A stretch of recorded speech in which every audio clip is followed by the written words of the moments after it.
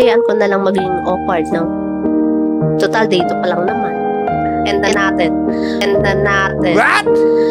Hi guys! It's me, Kat. Yung hindi si Kat. Yes, welcome sa day 2 ng mission kong makipag-usap sa harap ng camera hanggang maging komportable ako. Yes. Alam niyo ba, nung in-upload ko yung day 1, feeling ko ang tapang-tapang ko na. Tapos nung pinanood ko, bigla ko na-realize, is that my voice? Is that my voice? Parang narinig ko yung recording ko na hindi ka naman ganyan yung boses ko Tapos ikaw na yung nagsalita. Ikaw pa yung hindi makapaniwala, no?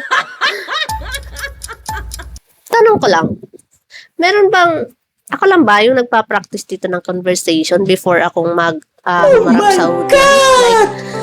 Like, may interview.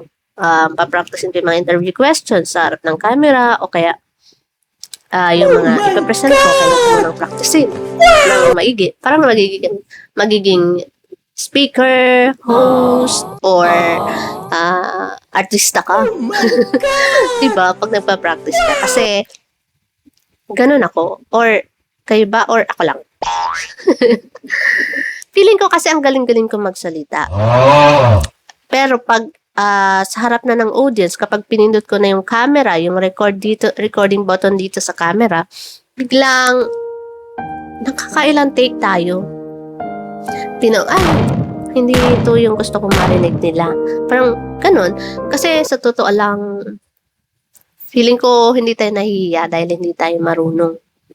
Nahihiya tayo kasi alam nating may manunood. At minsan, yung number 1 nating hater and basher, hindi ibang tao, guys. Sarili natin. Oo, mahirap kalabanin ang sarili. Bago ka pa makakuha ng isang comment, meron ka ng 100 comments sa isip mo. Isipin mo yung, ay, ang awkward, ay, ang corny, ay, delete ko na kaya ito. Mga ganun ba? Tapos, naisip ko, paano kung hayaan ko na lang maging awkward, no? Total, dito pa lang naman. And natin. Na, yung confidence level ko is baby pa. Ako na lang, baby mo. Nagko-crawl pa lang. Hindi naman agad kasi nagiging, di ba, pang baby, nagiging marathon runner agad. Hindi naman ganun. So, kung napapansin nyo, yung awkward moments dito, congratulations! Live witness kayo ng character development ng babaeng ito. Oh my God! At kung may bagay ka rin gustong simulan, pero nahihiya ka, challenge ko sa'yo. Gawin mo kahit hindi ka pa ready. Kasi, walang darating na fairy godmother. Ano ka, Cinderella?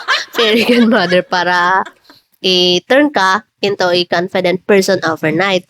English, be! So, ayun. Dito tayo. Awkward pa rin. Cringe pa rin. Pero, push lang.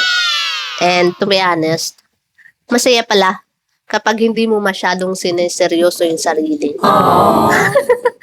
Mahirap kasi kalabanin yung sarili, be. Sinasabi ko sa'yo. Sa tingin mo, dahil dito pa lang naman, gusto kong pahirapan ng konti yung buhay ko, no? What? Ano kayang susunod nating gawin sa day 3? Meron ka bang naisip gawin? Lagay mo nga sa comment section, B. Para try natin. Legal lang ha. Yung legal, yung safe, tsaka yung hindi ka mamatay ng hiya ko. May hiya ba tayo?